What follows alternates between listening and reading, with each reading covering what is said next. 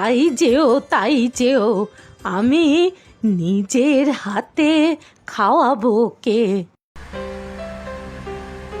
ও নারায়ণ, একটু তাড়াতাড়ি চলো, ছেলেটা এত জার্নি করে আসবে, স্টেশনে এসে আবার ওকে দাঁড়িয়ে না থাকতে হয়। চিন্তা করবেন না দাদাবাবু, ঠিক সময়েই পৌঁছে দেব। সে তো জানি, তবুও কেমন চিন্তা হয়, কতদিন পরে আসছে, কি খাবে কি করবে কে জানে। আগে তো যখন বাড়িতে থাকতো তখন কত কিছু আয়োজন করা হতো, সে ছেলে কিছুই মুখে দিতে চাইতো না। বাইরে থাকলে তো শুনেছি এখানকার খাবার আর মুখেও রোচে না, যেখানকার যেমন অভ্যেস। ইস, কি যে হবে তাহলে। বাবা তো আবার মাছ মাংস সব এনে রেখেছে, দেশি রান্নাই হবে সব। ফেরার পথে ফিশ ফ্রাইগুলো সব খেলে হবে।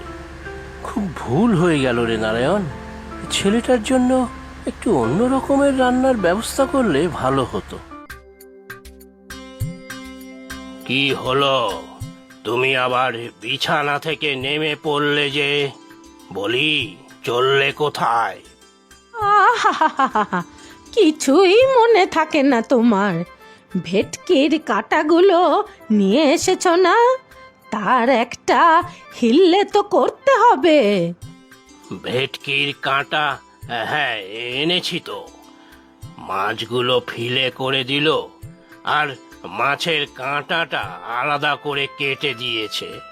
পুঁই শাকও তো এনেছি।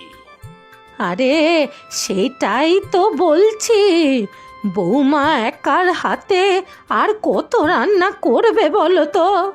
নাতির আসারও তো সময় হয়ে এলো।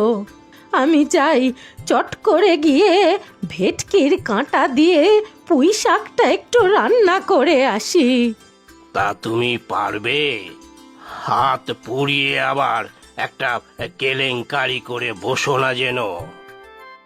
না না, ঠিক পারবো, নাতি আসার আগেই হয়ে যাবে, দেখো তুমি। করছো করো, তবে যার জন্য করছো সে আবার এসব শাক পাতা খেলে হয়। আমরা হলেম পুরনো দিনের লোক, গ্রাম বাংলার মানুষ। আমাদের যা ভালো লাগে সেসব এই প্রজন্মের ছেলে মেয়েদের মুখে ভালো লাগবে তার কোনো মানে নেই। আহা, কি যে বলো, মাটির টান আর রক্তের টান তো সবারই থাকে, উপর থেকে হয়তো অনেক সময় বোঝা যায় না গো।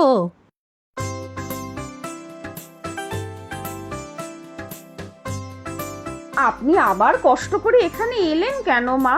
আমি তো সবকিছু প্রায় শেষ করেই এনেছি। সে তো জানি বৌমা, তুমি সাক্ষাৎ অন্নপূর্ণা, এবারের সবার মুখের অন্ন তুমি রোজ জোগাও। না না মা, সব আপনার থেকেই তো শেখা।